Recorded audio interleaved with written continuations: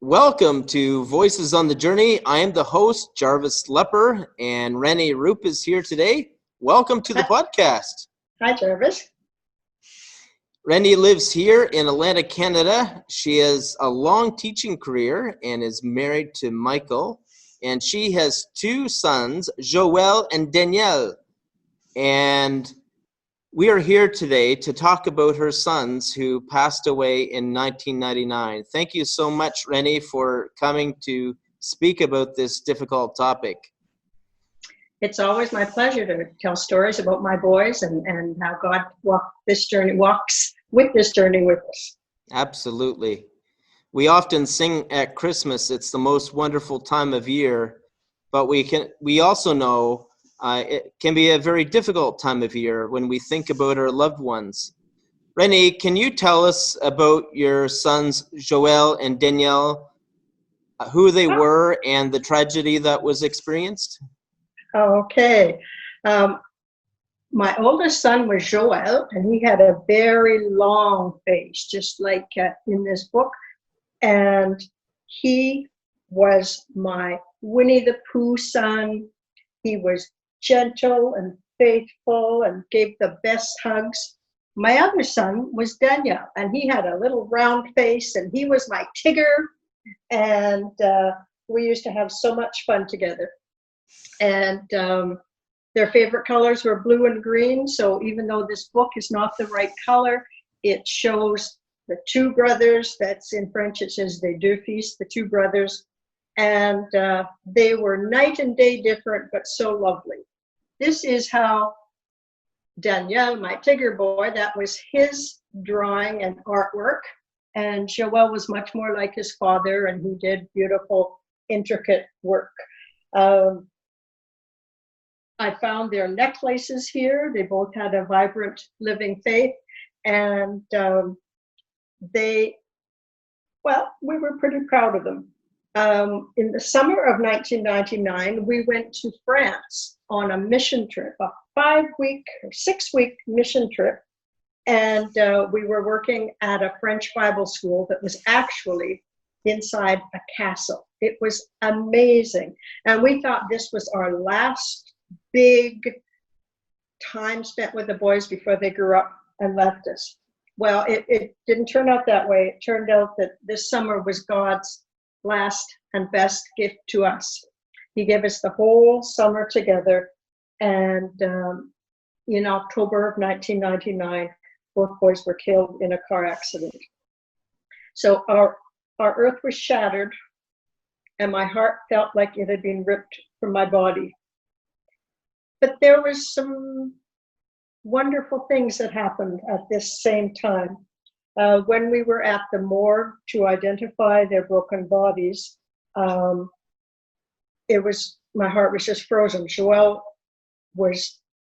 his torso looked like hamburger. Daniel had been beheaded, and I had no feelings. And God whispered to me, "Why are you looking for the living among the dead? They are not here. They have risen." And so right then, my heart was filled with joy because God was with us in that most difficult place. So God carried us, and all we had to do was breathe. And there have been many, many blessings since that day. I began a photo album called My Other Children, who were all the friends of JOÉL and Daniel, and we followed them through their careers, their marriages, their children, their pets, through employment and unemployment. This book was written by Mike Mason, dedicated to JOÉL and Daniel. 2 artists did an artwork of them, and I even have children named after my wonderful sons. And in 2013, 2 of their friends created a Facebook page, and we share photos and stories. And every October, I get to post a series of photos, either about their birthdays or their musical instruments or living in Africa, and it brings me great joy. So I often hear parents of adult children and even those with grandchildren say that their parenting, their worrying never stops. But I do not have to worry about the mental health, the debt load, job loss, illness, or broken hearts of my boys. They are home, they are safe in heaven. So over these last 21 years, we still cherish the years that we had as parents. So it sounds like you carry both grief and hope at the same time. Absolutely. I remember Queen Elizabeth once said, grief is the price you pay for love. And I can certainly tell that you love your boys deeply. Absolutely. I've heard people say this cliche that time heals all wounds. Do you find there's some truth to that? Does grief ever leave? No, it doesn't. When you lose someone, your world shatters, but then life will never, never, ever be the same. But life can be good again. Joy will come, but it will always be through the lens of loving the one you lost. But at first, the first months, grief is very physical. You can't sleep, you can't breathe, your chest feels like it's collapsing. But eventually those physical symptoms will diminish, and then your memories become sweet and precious.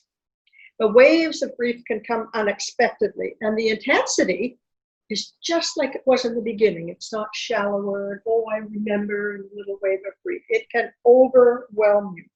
I found the 10th anniversary and the 20th anniversary especially difficult. But grief does change over time. It's been 21 years for us. And me, I tell stories, I watch videos, and I share my memories. My husband's grief is more personal and private and painful. He cries, I don't. And through counseling, we learned to give each other permission to grieve in our own way. Once in a while, 21 years later, I still have a recurring nightmare. I'm looking for the boys, and I can't find them. We've got to buy new clothes for school. And where are they? I tell them to quit hiding and come on out. I won't be mad. Just come home. But that's the reality. They won't be coming home. As you love the people that you lost, so you will miss them. Love doesn't die. So grief changes shape through time, but it never ends. It's constantly there, and you're finding that hope in the midst of it, and that's wonderful to hear. I remember sitting in a doctor's office once, and a younger man sat next to me, and he turned to me and he said, I just lost my 8-year-old daughter. I had no words for him. I felt pain in my own heart. But when it comes to grief, we can't fully understand how the other person feels when they're grieving. But we can be with them when they're feeling that. How important is presence during grief? I think presence is the best gift we can give people, and it's what God expects us to do. God reaches out to the brokenhearted through his people. And it's so much more than a card, flowers, and a casserole. It's sitting with them, holding their hands, stroking their hair, not saying anything, because there are no words. It's washing the floor in the middle of the night, changing the sheets because guests will be coming. It's taking them for a walk. It's letting you talk about the one that you lost and letting them listen to the stories. And all of these examples involve being present, overcoming the fear of, oh, what should I say? And just saying, I'm so sorry. But at some point, sustained sympathy can strangle emotional healing. And the needs of grieving people change as time passes. They may need your presence as they are trying to re-enter society and get more involved. And that's why Michael and I moved to BC a year after we lost the boys. We needed to become a normal couple, Michael and Rennie, and not, that's the couple that lost their boys. We did not want that grief to become our identity. So we moved away, and we stayed away for 8 years until God called us back. During this pandemic, sometimes it's hard for family and friends to connect during times of grief. Oh, so sometimes we can only use words. What words do you find are appropriate if that's all we have? Yes, ministry of presence is helpful, but what words can be helpful? What do you remember about your boys? What did they like about Fridays? Who was more silly? You know, just getting the stories out, using their names, and having people not be afraid to talk about them. So sharing stories is a key thing, and ministry of presence. Mm-hmm. Absolutely. Thank you for sharing that.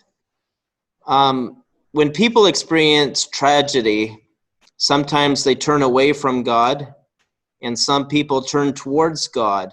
What role does faith play in the midst of your deep pain? Our faith was our foundation. It's what held us together. It's what kept us sane, and faith involved Heavenly Father, family, friends, and our whole community. But we had learned something before we came to this place in our life. We lived in West Africa for 5 years, and we saw many, many African Christians endure hardship and sorrow with grace and strength and triumph. So we already understood that God does not eliminate trials for his people, but that he accompanies them in the midst of these difficulties.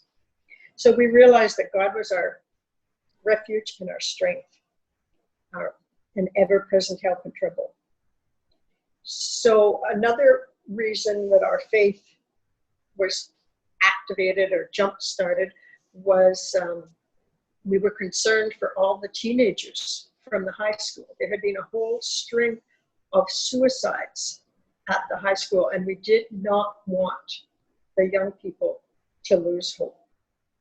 So we asked them for stories, we fed them, we made sure that they saw faith flourishing amidst the tragedy. And a friend said something so precious to me. She said, I've heard the gospel preached at every funeral that I go to, but I have never worshiped God at a funeral before. And that's what we were able to show those teenagers. And one of the teens said, I don't understand it. I came in so unhappy, and I feel so much better now. So that was them seeing faith. But we did grapple with, why did the accident happen? Why did it happen to us? What message was God trying to give to us? And the Moncton area churches, perhaps all of New Brunswick, sent us back to France, where we had spent that summer. And we spent the Christmas time healing and talking with Heather and Terry Smith. And the one book, the one quote that transformed my heart was from the book by Philip Yancey, The Church, Why Bother? And this quote was a man who had had many troubles and trials and faced death and everything. And he said, I'm not blaming God. I believe that God feels the same way that I do about the accident. He's grieved and angry. I don't blame God. And I just thought, yeah, God is feeling our pain. And he has lost a son too. He knows what that's all about. So we just love the scripture verse in Job chapter 8. He will once again fill your mouth with laughter and your lips with shouts of joy, even when your heart is broken. And God says to us in our pain that I will never leave you. Hey, you're my kid. Yeah. And that, for me, is a source of comfort in the midst of my own grief. As you know, Christmas is a difficult time for people who are grieving, especially during this pandemic. How do you live through grief at Christmas? Well, the whole media promotes the whole family is all together. It's so wonderful. And we find Christmas quite lonely. There's hardly any presents to buy, no grandchildren to enjoy. I would have been a good grandmother. I would have been a great grandmother. We haven't had a Christmas tree since 1999. This is a picture of our last Christmas together. And just don't want to face doing a tree without the boys. So we now have a wreath, and it's got all of our special ornaments on it. But one Christmas, I was filled with rage because someone at the family table said, "Isn't it wonderful that we're all here together?" And I felt like saying, we're not all here. There are two people missing. But she didn't know that. Her intention was to say, "Isn't it wonderful?" But it's always there. You know that there's people missing around the table. So we find it important to honor their memories with stories and special ornaments, have their favorite food. We can make a toast to the ones who are missing, say their names. Some people even leave an empty chair. We've never tried that, but it's never far away that they're not there. So your memories, your stories, your laughter, and even your tears can help you celebrate the ones you've lost when the whole world is celebrating. So it sounds like you have some new traditions that you started to honor your boys, and that sounds very special. Yes, it is. Well, actually, we also follow their friends. Did I mention that I have a photo album called All Our Other Children? And we follow them, and we see their postings and their Christmas pictures, and it's wonderful. And I heard a rumor that all these years you've been helping others during their grief. Can you tell us a little bit about that? Well, 2 Corinthians says that God is the source of mercy and comfort. He comforts us in our troubles so that we can comfort others. When others are troubled, we will be able to give them the same comfort that God has given us. So here's a practical application of that verse from when we spent years with the Salvation Army in Vancouver. We were told, use your pain.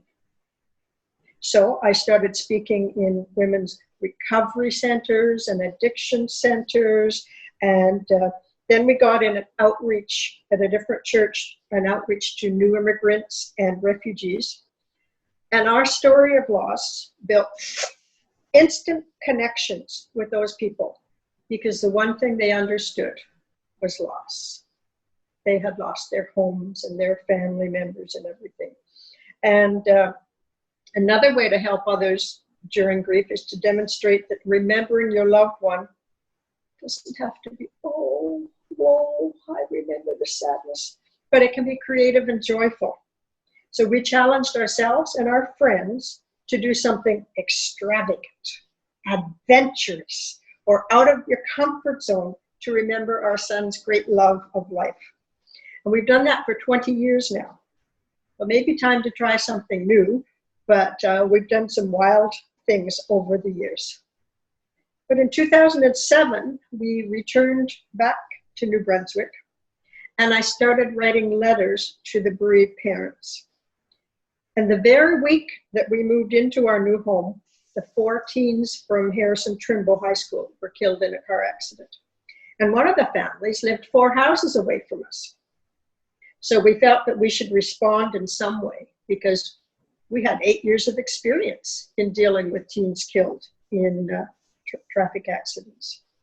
So I wrote a letter to each family and sent it to the funeral homes. And now it's been 13 years, and I've sent out 69 letters. And 34 of those were to young teen boys killed in traffic accidents.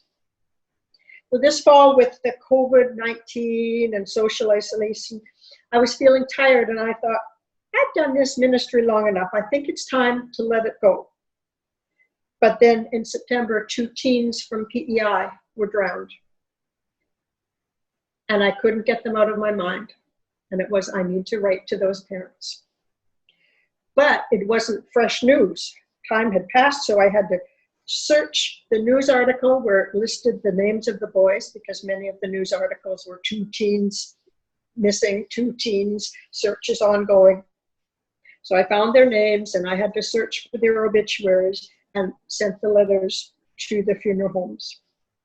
And since September, I've already sent out 3 more letters. So I guess God expects me to carry on. And here's a current letter that will be mailed tomorrow to a family that has faced the loss.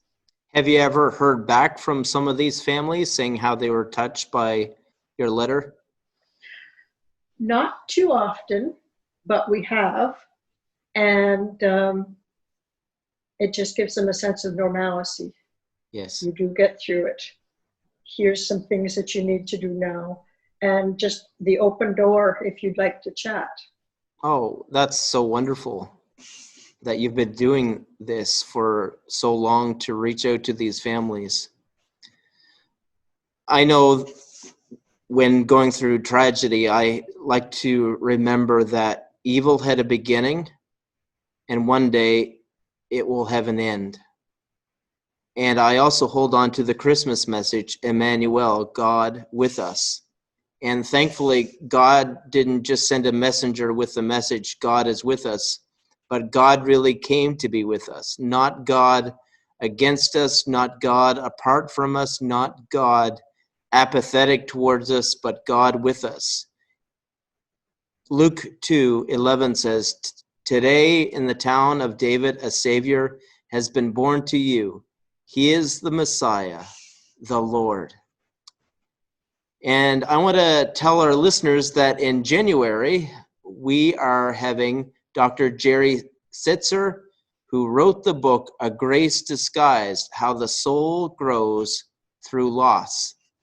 And Rennie, thank you so much for being on here, for sharing your story, the boys' story. And I hope that this story will bring healing and hope to families. For everyone who listens to this. So thank you, Rennie, so much for being on Voices on the Journey. Thank you very much, Jarvis.